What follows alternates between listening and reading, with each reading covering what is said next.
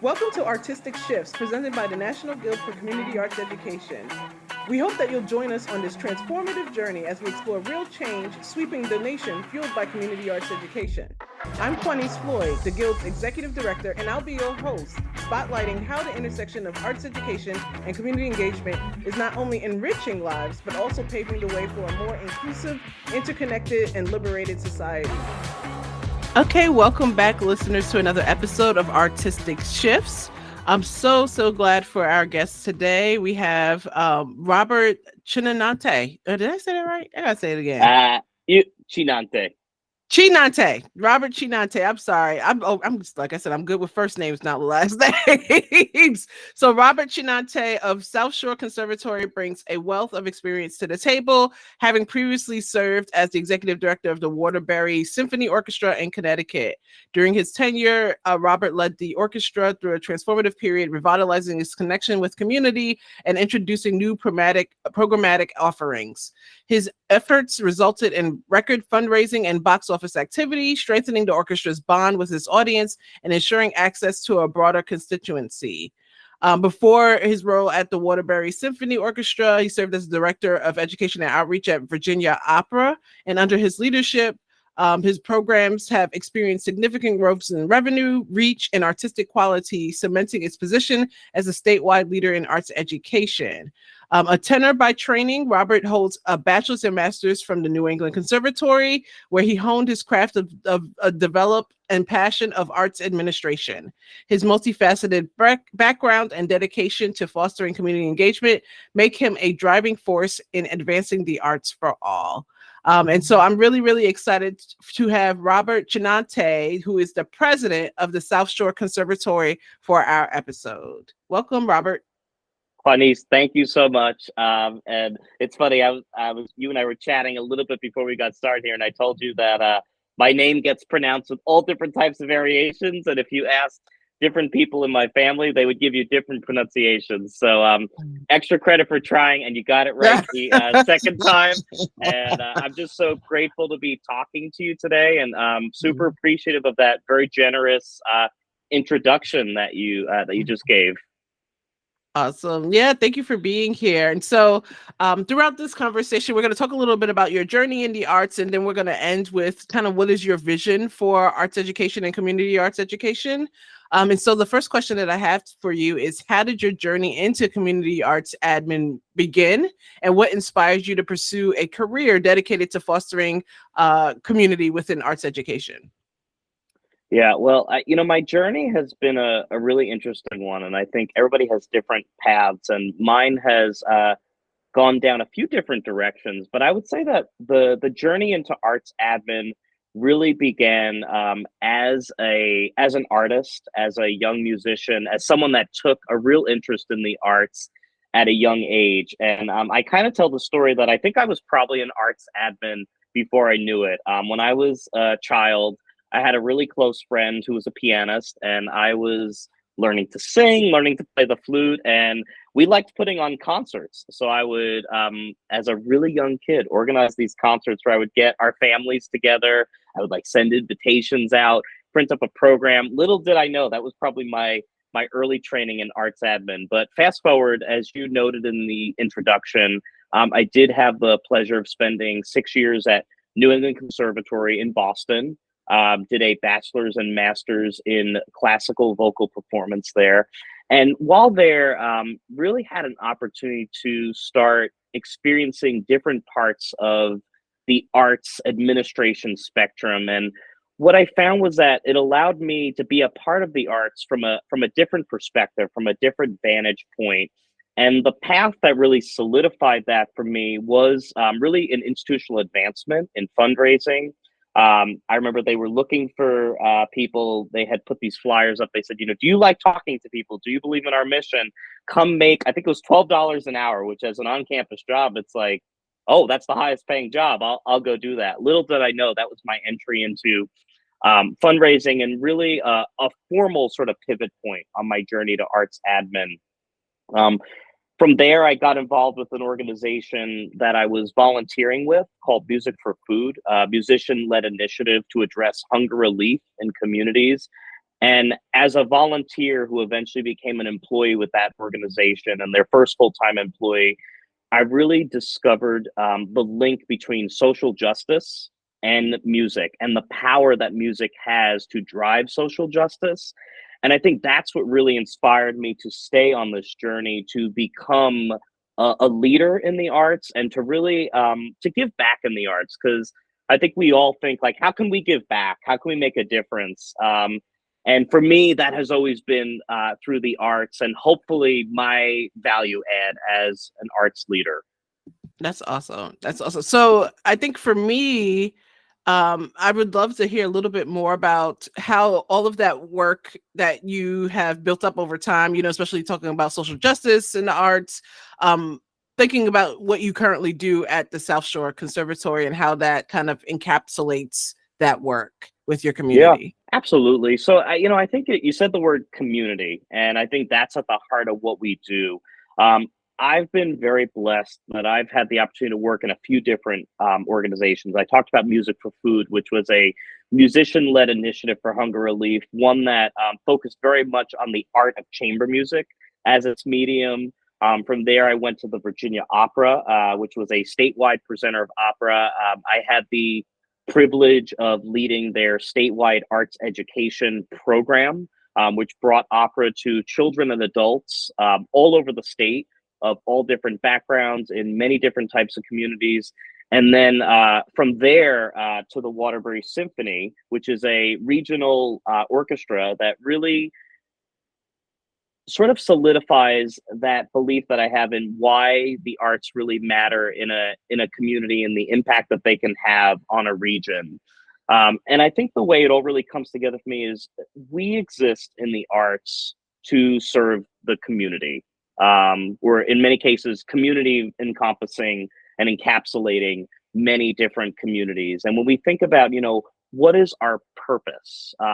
Why do we exist? I really think it goes back to the community. And so for me, coming to the South Shore Conservatory and entering the field of community arts education, which is such an important field, a field that has been around for a really long time, but I would say is a really unique field, and one that, and I think this is very true through your work and your advocacy, is one that is gaining a larger platform. For me, it really brought everything full circle, because it was all the things that I believe in: the power of live arts, the power of arts education, the importance of bringing music and the arts into communities for people of all ages and abilities. It really all came full circle at a place like South Shore Conservatory, which has two campuses, one in Hingham, one in Duxbury, but really serves the entire South Shore region that is south of Boston. Awesome. And so that when you talked about one of the programs that you were working for in your previous position of Music for Food, Yep. that brings up the issue, or not necessarily the issue, but the impact of kind of this intersectionality of our work, Yeah. being in the arts and culture. And I would love for you to talk a little bit about, why do you believe that kind of approach through intersectionality and interdisciplinary like collaboration contributes to a broader goal of arts education and accessibility? Yeah. So I think the simplest way to say it is that it really elevates the arts and it shows the arts as something that are truly essential. Quanish, you came to speak at our annual meeting via Zoom earlier this school year, which we were so grateful for here at the South Shore Conservatory. And you said something that not only resonated with me, but it resonated with a lot of people in the room because it's come up several times since. And it was that connection between the arts and well-being in our communities, the wellness of our communities. And I think COVID is a good example. I think COVID really reinforced for so many people that pandemic time. The arts were not only there as a form of entertainment, they really helped us to cope. They really helped us to get through. I think not that we needed to be reminded of how essential they were, but I think in many ways they sort of recast, reinforced, maybe helped to lead sort of a rediscovery of how important the arts were.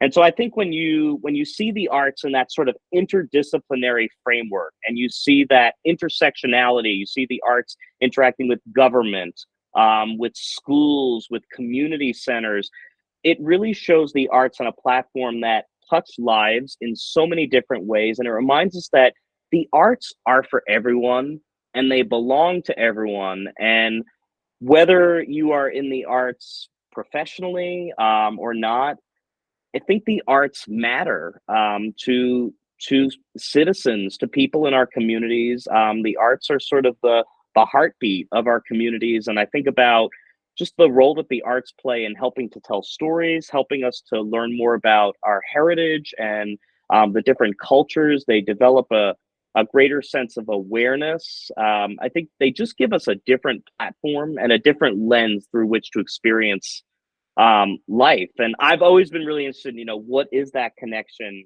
um, between the arts and sort of the other areas of society. And I think it is through that we can continue to elevate the arts and community arts education as a platform in our society. Yeah, I love that. I think what you brought up, and this is something that I'm just trying to push when it comes to the narrative of arts and arts education, is that culture is the foundation of that, right? And so, Yeah.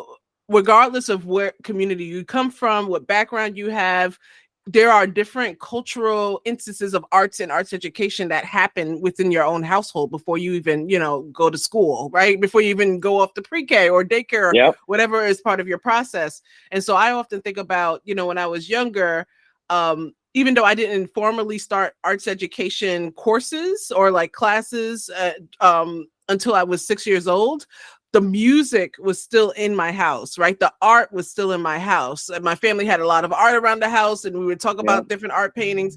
Every Saturday morning when it was time for Soul Train, my grandma would have the music playing, like Aretha Franklin was playing, right? Like we knew it was time, right? Like those things were really crucial.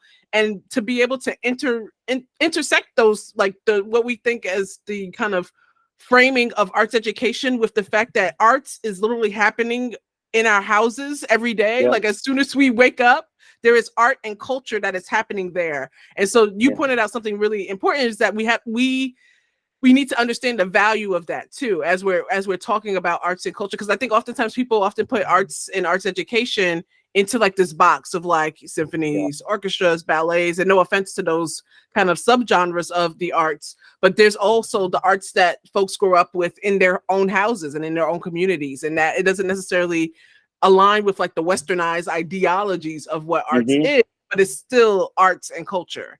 I love that. Absolutely. And I think, as you were saying it, something was coming to mind, which is the arts are all around us. And to your point about, different cultures, different communities, the arts give us that ability to connect. I think the saying is, music speaks where words sometimes fail to do so. I'm probably not saying it exactly right, but it goes something like that. And I really think that the arts more broadly, and thinking even beyond music, really sort of bring that front and center. And as you shared your experience, I was thinking about some of my own. My parents, very lucky. They exposed me to a lot of different types of music. My grandparents took me to the opera, but my parents would also take me to something like the Beach Boys. So I experienced a lot of different type jazz, rock, classical, opera at a young age, and that really helped to inform sort of the soundtrack of my experience as a human being. And I think as you were saying it, just thinking about this shared connection across humanity that the arts give us. And I think community arts education is kind of the foundation of all of that, because in so many ways, unfortunately, we've lost the arts in some of the mainstream places where we probably grew up with it, and like our parents' generation, and going back in terms of the way that the arts were fostered sometimes in schools and in communities, mainstream music education, in entertainment, and how unfortunately some of that has diminished or it has shifted in ways that it's not as much in the mainstream. So I think it's kind of in a way forced the issue of, here's why community arts education really matters, is it's not only that fundamental need, but it's really filling a void, I think. Absolutely. Absolutely. Definitely filling a void. Oh, awesome. Cool. So I would love to just kind of hear your thoughts around, you know, um, the future, right? And so when we think about artistic shifts, Yeah. specifically in like community arts, what would you like to see? How do you envision a new world within community arts and community arts education? Sure. I was thinking about this a little bit coming into our conversation today, because one of the things that I talk about is sort of my overarching vision here at the South Shore Conservatory is that we're building a vibrant arts community. But I think that's something that could apply to any community arts education organization. I think it could apply to the work that the Guild is doing broadly. And I say that because I just passed 3 years at the South Shore Conservatory, and as I was thinking about my vision and kind of redefining our purpose, it's not just about what we build at the conservatory, but it's about the community that we build around us as an organization. And so that really is not only my vision for the South Shore Conservatory and the community in which it exists. I think that's my vision for the arts and culture ecosystem at large, and the future of community arts education is that we help to actively contribute to the vibrancy of communities, to your point, at our annual meeting and what we were talking about earlier, to the wellness and well-being of communities. And I really want the arts to be something that everyone and anyone can access. Don't want there to be those barriers to access. And I really want the arts to be something that is available. And this is something that is core to our mission, to people of not only all ages, but all abilities, because we see, from an emotional standpoint, from a scientific standpoint, just the role that the arts can play in really touching a life and really helping a person to develop more fully. And sometimes access is sort of the bridge that we need to cross to ensure that that happens. So how do we build those bridges to ensure that there is that equitable access, for all individuals to access? I'm saying access a lot. I'm sorry. To access and sort of engage with the arts. Absolutely. I think that's beautiful. And so my brain is also thinking about like the next generation of leaders as well. Yes. And so, you congratulations on making 3 years at South Thank Shore you. Conservatory. That's awesome. Thank you. And so as a arts administrator, what would you like to see different, or what would you like to see the artistic shift to be for the next generation of leaders too? Sure. I think that kind of two things. One is just continued opportunities for leadership development, and for people to really understand that the arts are a career path, and within that there are many different opportunities. But I think in order to make that a viable, enduring truth, we really need to ensure that we develop and nurture those leaders of the future, and that there are the resources there to support them. Because I think, unfortunately, some of what we're seeing right now in the current sort of, I'll say, post-pandemic economic climate that we're living in is that the arts are beginning to see some of the struggles again. So we have to nurture those leaders, and we have to make sure that the resources are there for them to do the work that they need to do. And I think, you've talked about it, Quanice, and it's something that resonates with me a lot, is that the arts really need to have a national voice, and community arts education, as part of that, really needs a seat at the table, whatever that table is, in government, in philanthropy, in business. I think the more that we have that amplification of what we are doing, the more we'll be able to do to ensure that next generation of leaders, so that this is an enduring practice and it's very much a part of our future. Absolutely. Thank you so much for that. I know that was a question that I kind of threw in there for about the next generation of admin, No, and you handled that beautifully. And so, I just want to thank you for all of the work that you've been doing, because you've been extra supportive of the Guild, especially, during our transition with the strategic planning process. You have always been an amazing supporter. And so, the Guild is always wanting to make sure that our members, as well as the folks in the field, are being supported to the best of our abilities to do so. And I think in another episode I had talked about, we want to heal the healers, because you all are on the ground really supporting community, and the guild wants to help support you all as you're doing that. So I just wanted to thank you so much. And if you want to share information about South Shore Conservatory, feel free to share that with the audience so that they know where to find you all. Quanice, I really appreciate that. And I would just say, before I do that, you've done a really fantastic job, I think, stewarding the members. And I just love what you've brought to the guild and what you've brought to this really important national conversation. And I'm so grateful. I think about the community events that you did early in your tenure, and when we first met in Boston, and not only getting to hear you speak at the Community Music Center Boston, which is another wonderful community arts education organization in our region, but the fact that you took time to come visit one of our campuses. You've really been intentional in fostering those relationships and really helping to take care of community arts education organizations like the South Shore Conservatory. So I appreciate your recognition of our support. And I would say that the support really goes two ways. We are just grateful to be part of what you are doing and what you and your team are accomplishing. So I thank you. And I say thank you not only from me, but on behalf of all of us here at South Shore Conservatory, who you and your colleagues at the Guild have impacted. And I just, for your listeners who are interested in learning more, you can find us online at sscmusic.org. That's the best place to find us. You can also find us on various social media platforms and channels, including Facebook and Instagram. Awesome. Thank you so much, Robert, for joining us today. And, we're always here for you all. So like you said, it's a partnership. We're in this together. So thank you so much for your work.